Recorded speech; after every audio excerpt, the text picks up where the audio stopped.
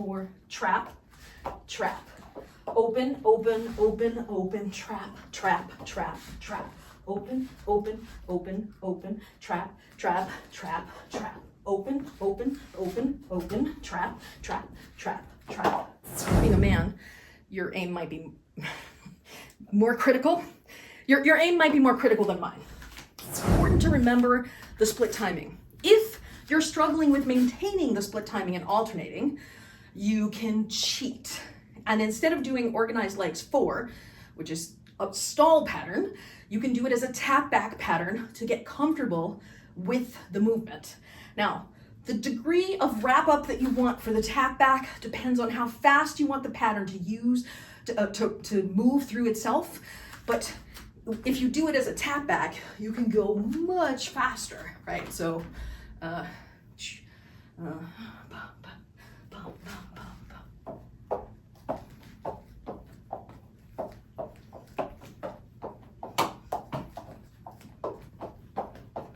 you can imagine on fire how cool that can look, right? Because the taps on fire are going to do a whole different thing, because it'll look like the fire's like splashing up against you, like water almost.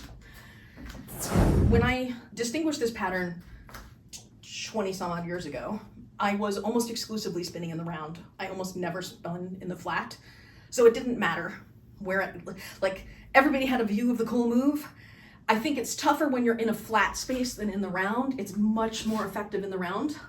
But probably the easiest way to get into it is how I started you off, where you start in your split time butterfly, and then remember you have to stall left first because we're doing a left lead version of it. That's the one you practiced. We did the left lead with the right leg stepping back, sorry.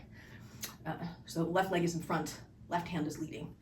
And then as you go out and do your first 2 stalls, 1, 2, as you come up, you do an extra circle to get them shorter. And then, now you're front facing, but if you step in a sort of, so instead of stepping cleanly like this, right, this is me really stepping straight back. I could step like this, where I go open more like that. And what's happened now is I'm fucking that part of the crowd with my energy, right? Well, so what you want to do is you want to open to the correct part of the crowd, where the biggest portion of the crowd is.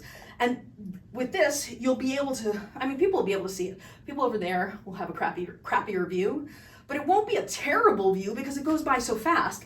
And especially if you do it as the organized wraps instead of the organized legs. So once you've come up from the wrap, left goes behind first. That's the key to the whole movement. As long as you remember, you alternate which hand goes from the back to the front, and you trap for the last 4, and you're open for the first 4. That's the trick to the move. If you know those rules, then you'll be able to do it.